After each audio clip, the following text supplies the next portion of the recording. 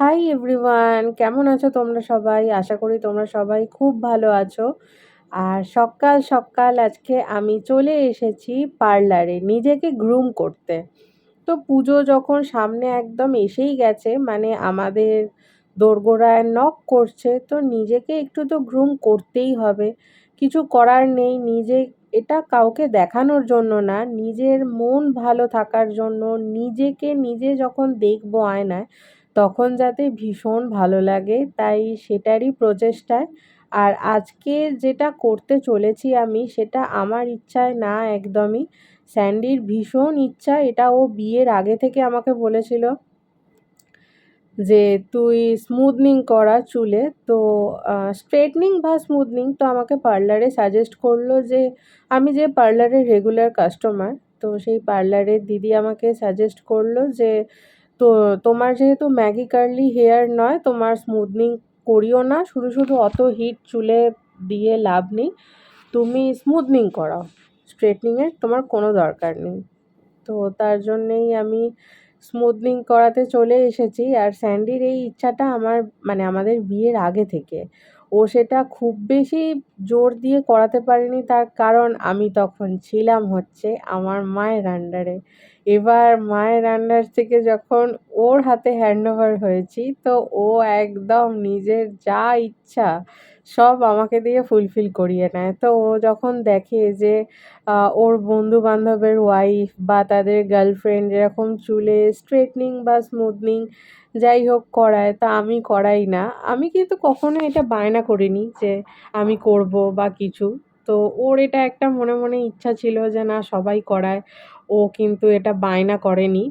তো তার জন্য ও একদম এবছর পুজোয় আর ছাড়াছাড়ি সিন নেই। ও বলল যে না, তোকে এবার করাতেই হবে, কারণ যে যে ড্রেসগুলো তোকে আমি কিনে দিয়েছি বা তোর হয়েছে, সেগুলোর সঙ্গে তুই যে হেয়ার কালারটা করেছিস, সেটার সঙ্গে চুলে যদি স্মুথনিং না করাস ভালো লাগবে না। তো ওর কথা রাখতেই চলে এসেছি। অ্যাপয়েন্টমেন্ট আমার আগে থেকেই নেওয়া ছিল, কারণ অ্যাপয়েন্টমেন্ট না নিলে তো ওনাদের অসুবিধে। তো অ্যাপয়েন্টমেন্ট নেওয়া ছিল। আর আমি করাচ্ছি হচ্ছে স্মুথনিং আমার চুলে। তা দেখতে থাকো পরপর আমি কি করাই না করাই, মানে প্রসেসটা দেখতে থাকো কিভাবে কি হচ্ছে, আর আমি বসে বসে এনজয় করি।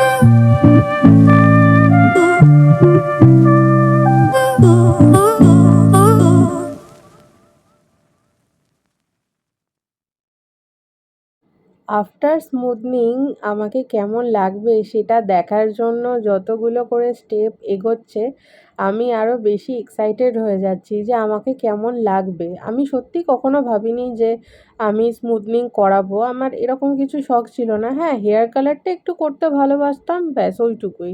হেয়ার কাট তো তাছাড়া আমি এটা ওটা সেটা হেয়ার কাট আমি করিয়েই থাকি যখন তখন, ওটা কোনো ব্যাপার নয়। তো বড় চুল আমার আগে ছিল, অনেক বছরই ছিল। তারপর চুল প্রচণ্ড বেশি হেয়ার ফল হয়। তো তার জন্য আমি আর অত বড় চুলটা রাখিনি। সেটা অ্যাকচুয়ালি যতটা আমি মেইনটেন করতে পারবো ভালো করে, ততটাই আমাদের সবারই চুল রাখা উচিত। ওই দেখানোর জন্য আমার বড় চুল আছে, রেখে দিলাম, তারপর আমি মেইনটেন করতে পারলাম না। তো সেরকমভাবে করার কোনো ব্যাপার নেই। ইভেন আমি কখনো অবধি আ স্পাও পর্যন্ত করিনি। তো সেটাই এখন এই দিদি বলছে যে আ ইয়ে চুলে কাজ করতে, করতে যে তোমার চুলটা কিন্তু খারাপ নয়। আ যদি অন্যরকম হতো তাহলে আরো অন্য ট্রিটমেন্ট করাতে হতো। কিন্তু তোমার চুলের টেক্সচারটা ভালোই। তো সেটা শুনে আরেকটু মনটা আমার খুশি, খুশি হয়ে গেল যে না, আমার চুলের টেক্সচার খুব ভালো। ভালো কথা শুনতে কার না ভালো লাগে।